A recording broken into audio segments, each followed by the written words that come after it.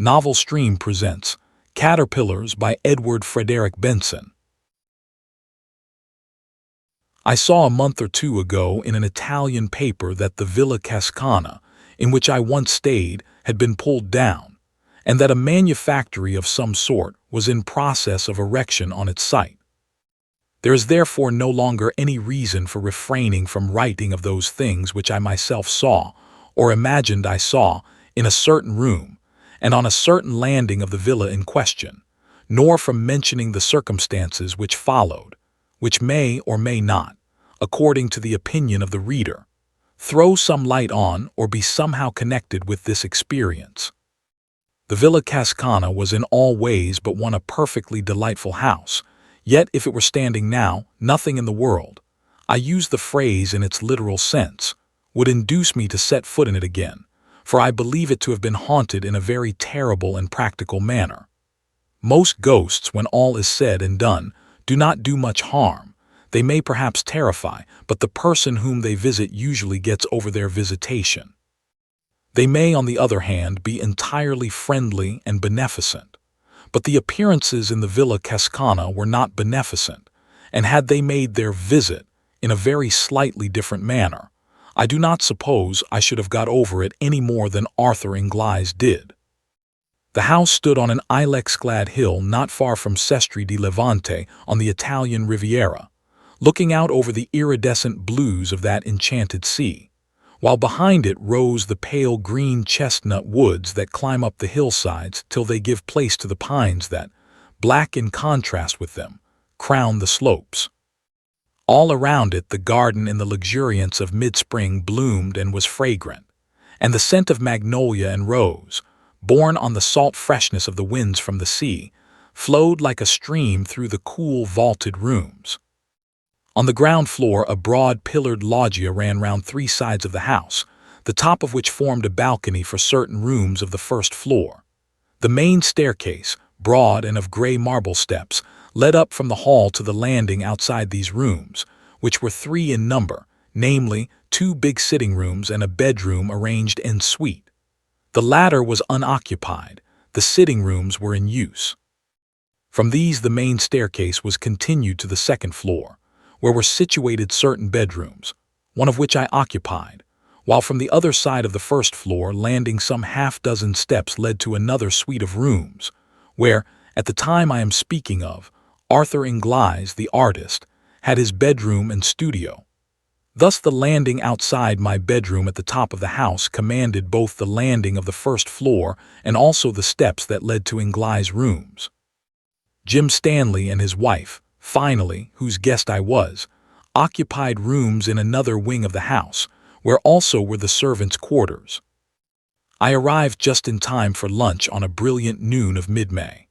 The garden was shouting with color and fragrance, and not less delightful after my broiling walk up from the marina should have been the coming from the reverberating heat and blaze of the day into the marble coolness of the villa. Only, the reader has my bare word for this, and nothing more. The moment I set foot in the house I felt that something was wrong. This feeling, I may say, was quite vague, though very strong, and I remember that when I saw letters waiting for me on the table in the hall I felt certain that the explanation was here. I was convinced that there was bad news of some sort for me. Yet when I opened them I found no such explanation of my premonition. My correspondence all reeked of prosperity. Yet this clear miscarriage of a presentiment did not dissipate my uneasiness. In that cool, fragrant house there was something wrong. I am at pains to mention this because, to the general view it may explain that, though I am as a rule so excellent a sleeper that the extinction of my light on getting into bed is apparently contemporaneous with being called on the following morning, I slept very badly on my first night in the Villa Cascana. It may also explain the fact that when I did sleep, if it was indeed in sleep that I saw what I thought I saw, I dreamed in a very vivid and original manner. Original, that is to say, in the sense that something that, as far as I knew, had never previously entered into my consciousness, usurped it then. But since, in addition to this evil premonition, certain words and events occurring during the rest of the day might have suggested something of what I thought happened that night. It will be well to relate them. After lunch, then, I went round the house with Mrs. Stanley, and during our tour she referred, it is true, to the unoccupied bedroom on the first floor, which opened out of the room where we had lunched. "We left that unoccupied," she said, "because Jim and I have a charming bedroom and dressing room, as you saw, in the wing, and if we used it ourselves we should have to turn the dining room into a dressing room and have our meals downstairs. As it is, however, we have our little flat there.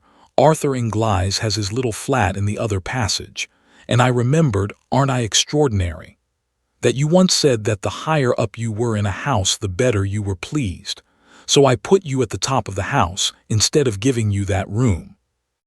It is true that a doubt, vague as my uneasy premonition, crossed my mind at this. I did not see why Mrs. Stanley should have explained all this if there had not been more to explain. I allow, therefore, that the thought that there was something to explain about the unoccupied bedroom was momentarily present to my mind. The second thing that may have borne on my dream was this. At dinner, the conversation turned for a moment on ghosts. Inglis, with the certainty of conviction, expressed his belief that anybody who could possibly believe in the existence of supernatural phenomena was unworthy of the name of an ass. The subject instantly dropped.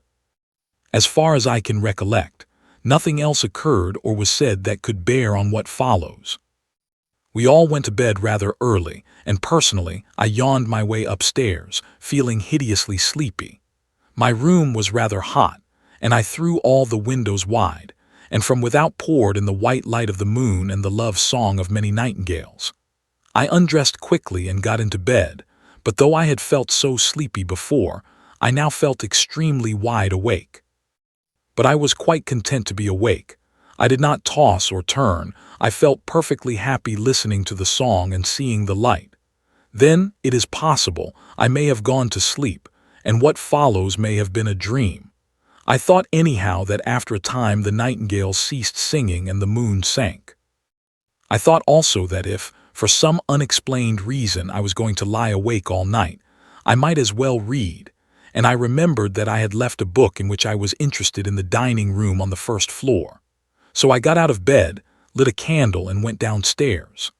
I went into the room, saw on a side table the book I had come to look for, and then, simultaneously, saw that the door into the unoccupied bedroom was open. A curious gray light, not of dawn nor of moonshine, came out of it, and I looked in. The bed stood just opposite the door, a big four-poster hung with tapestry at the head. Then I saw that the grayish light of the bedroom came from the bed, or rather from what was on the bed, for it was covered with great caterpillars, a foot or more in length, which crawled over it. They were faintly luminous, and it was the light from them that showed me the room. Instead of the sucker feet of ordinary caterpillars, they had rows of pincers like crabs, and they moved by grasping what they lay on with their pincers, and then sliding their bodies forward. In color, these dreadful insects were yellowish-gray, and they were covered with irregular lumps and swellings. There must have been hundreds of them, for they formed a sort of writhing, crawling pyramid on the bed.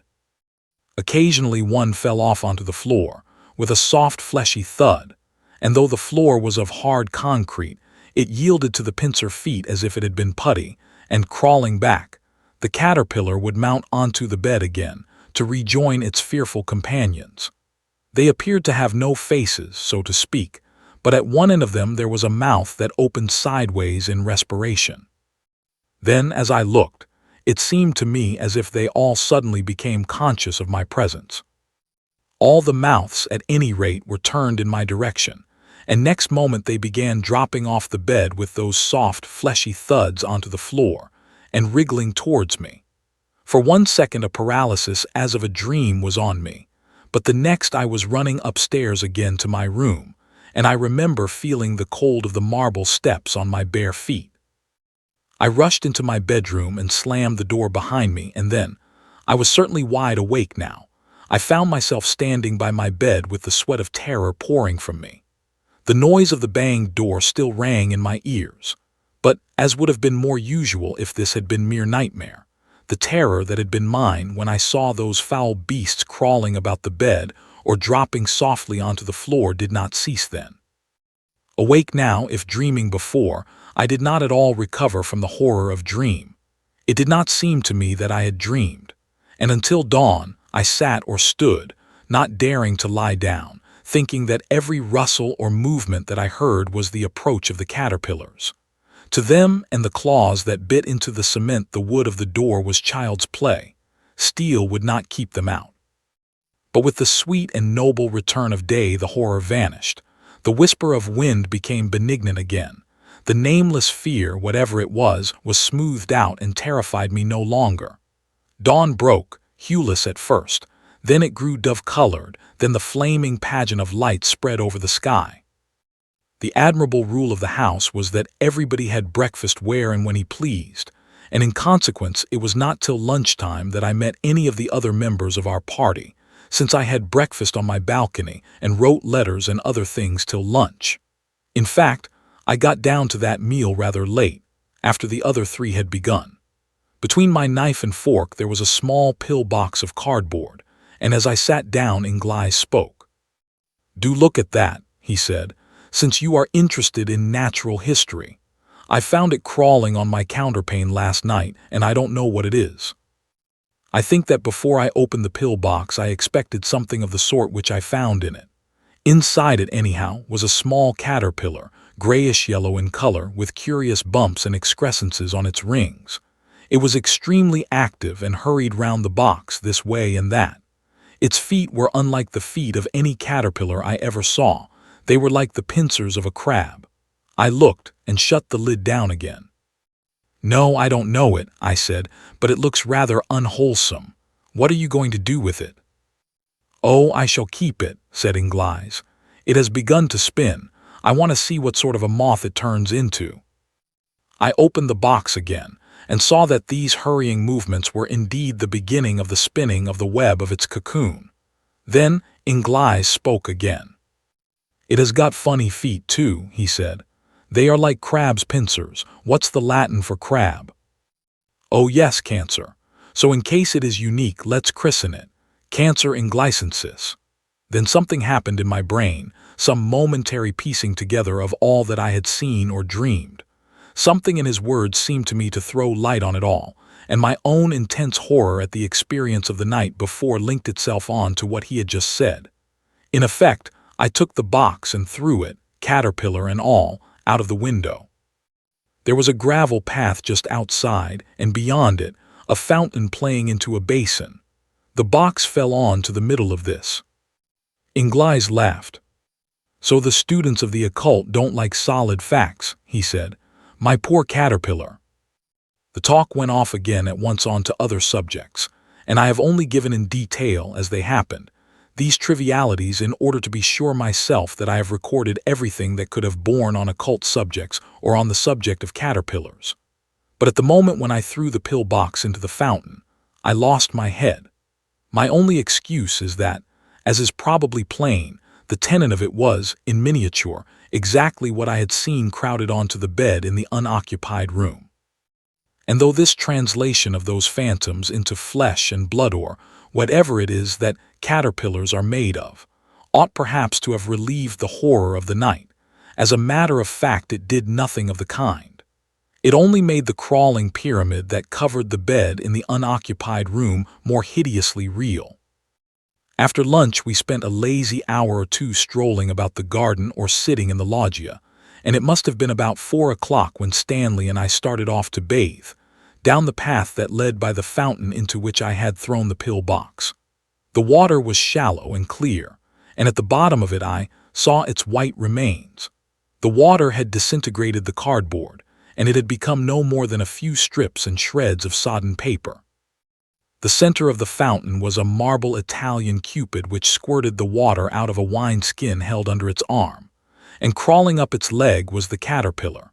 Strange and scarcely credible as it seemed, it must have survived the falling to bits of its prison, and made its way to shore, and there it was, out of arm's reach, weaving and waving this way, and that as it evolved its cocoon.